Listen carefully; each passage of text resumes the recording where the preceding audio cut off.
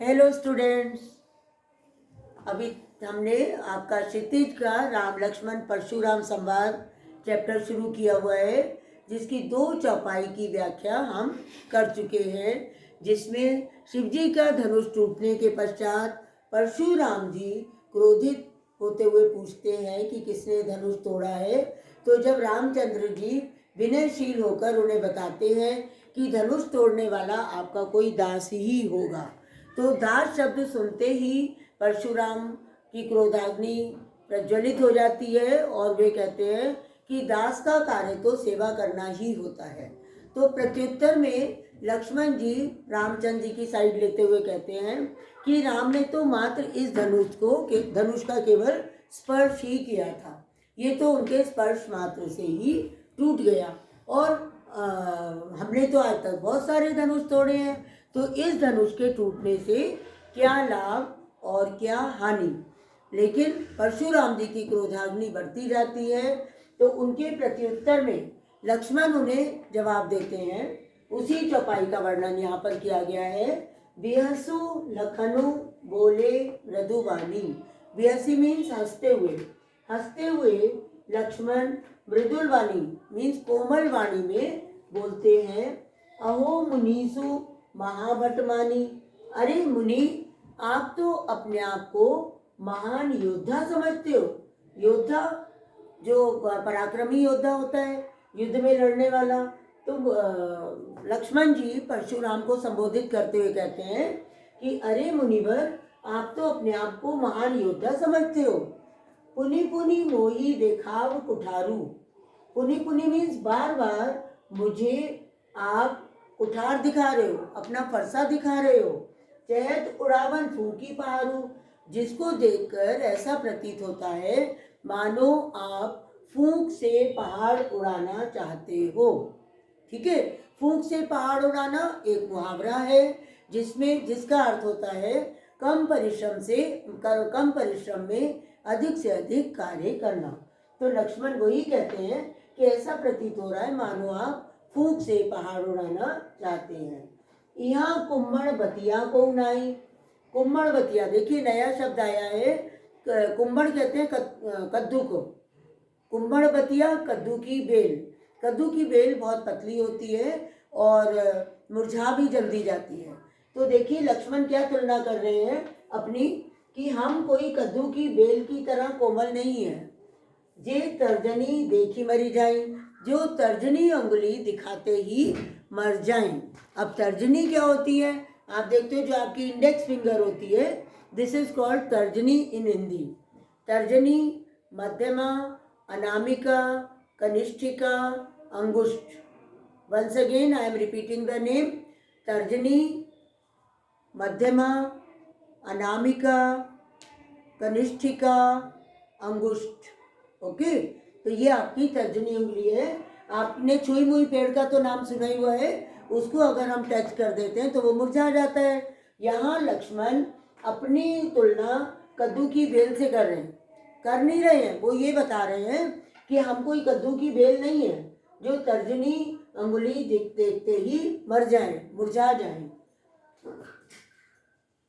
देखी कुठारू सरासन वाना, मैं कछु कहा सहित अभिमाना। मैंने तो आपके हाथ में कुठार और धनुष बाण देखकर, ये देखिए, देखी कुठारू, कुठार और धनुष बाण देखकर अभिमान सहित कुछ कहा था। भृगुसुत समुझी जनेऊ बिलोकी, जो कछु कहो सहु रिस रोकी। और भृगुसुत, भृगु नंदन, भृगु पुत्र जानकर और आपका जनेऊ देखकर मैं आपके क्रोध को किसी तरह सह रहा हूँ। सहु रिस रोकी, अपने क्रोध पर नियंत्रण कर रहा हूँ और आपकी ये बातें सहन कर रहा हूँ। सुर महिसुर हरिजन अरुगाई, हमरे कुल इन पर न सुराई। अब देखिए वो अपने रघुवंश की मर्यादा बताते हुए कहते हैं कि हमरे कुल में देवता, सुर मीन्स देवता, महिसुर मीन्स ब्राह्मण, हरिजन, अरु मीन्स और, गाय मीन्स गाय। हमारे कुल में देवता, ब्राह्मण, हरिजन और गाय पर हम बाण नहीं चलाते हैं, इनका वध नहीं करते हैं। वधे पापो, यदि इनका वध करते हैं तो पाप हो जाता, पाप लगता है हमें। और अपकीर्ति, हारे, और इनसे हारने पर अपयश प्राप्त होता है। ठीक है, ये अपने कुल की मर्यादा बता रहे हैं। मारताऊ पा परिये तुम्हारे, और हमें तो आप यदि मारेंगे तब भी हम आपके पैर पड़ेंगे। ओके।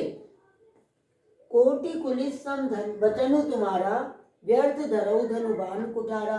अब लक्ष्मण उनको, उनकी क्रोधाग्नि को और अधिक बढ़ाते हुए कहते हैं कि आपके तो वचन ही, वचनु तुम्हारा, आपके तो वचन ही करोड़ों वज्र के समान हैं।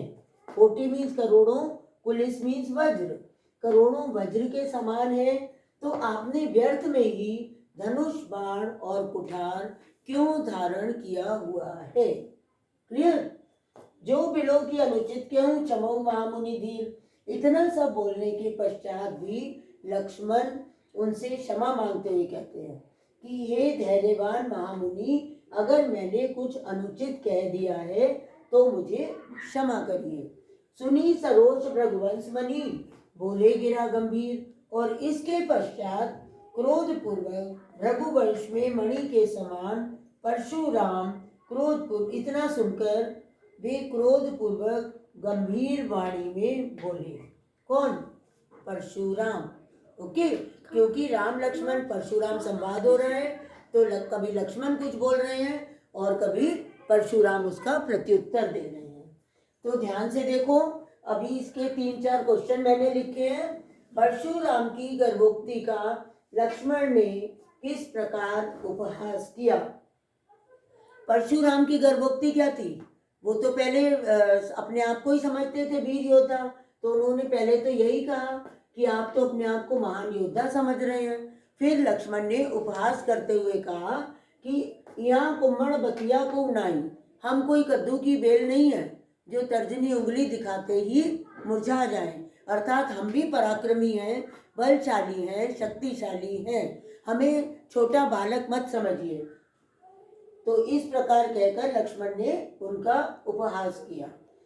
फिर लक्ष्मण ने अपना क्रोध रोककर परशुराम की कटुवाणी सहन करते रहने का क्या कारण बताया।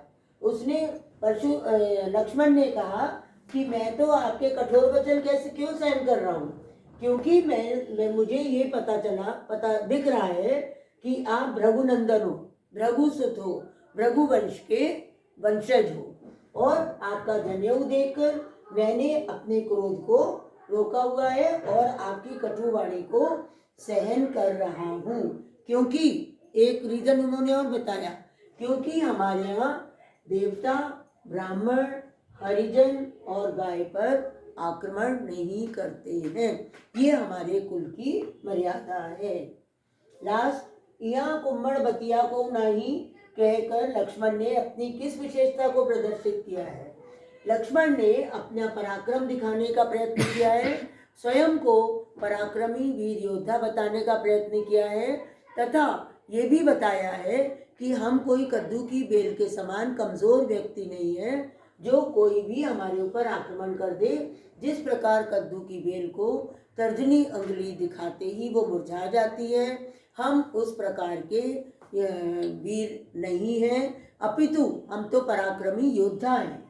ओके, इसके बाद आपको फिर से रिवाइज करा देती हूँ जो क्वेश्चन मैं हर चौपाई में कराऊंगी, ताकि आपको हमेशा याद रहे। राम लक्ष्मण परशुराम संवाद किसने लिखा है? तुलसीदास ने। इनकी भाषा कौन सी है? अवधी। छंद कौन कौन से प्रयुक्त हुए हैं? दोहा और चौपाई। अलंकार कौन कौन से प्रयुक्त हैं? अनुप्रास अलंकार तो आपको सभी जगह दिखेगा, जैसे कछु कहो, ठीक है, कछु कहा, और यहाँ पर पुनि पुनि में पुनरुक्ति प्रकाश अलंकार है। जब कोई भी शब्द बार बार आता है तो उसको पुनरुक्ति प्रकाश अलंकार कहते हैं। फिर उपमा अलंकार देखिए, कोटि कुलिस सम वचन तुम्हारा, आपके वचन तो करोड़ों वज्रों के समान हैं। हमने आपको बताया सी, सा, सम, सरिस इत्यादि शब्द उपमा अलंकार में ही आते हैं। फिर यहाँ पर मुहावरों का प्रयोग हुआ है। फूंक से पहाड़ उड़ाना, मैंने आपको बताया था कि कम परिश्रम से में महान कार्य करना। तर्जनी दिखाना मीन्स हमें तर्जनी उंगली दिखा रहे हैं, उंगली से छूकर मानो हम मुरझा जाएंगे, तो ये भी एक मुहावरा है।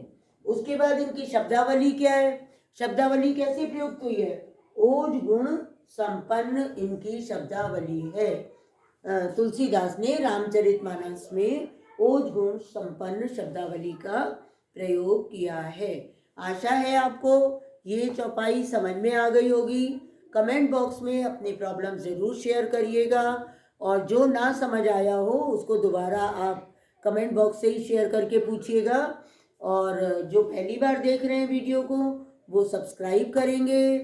Thank you.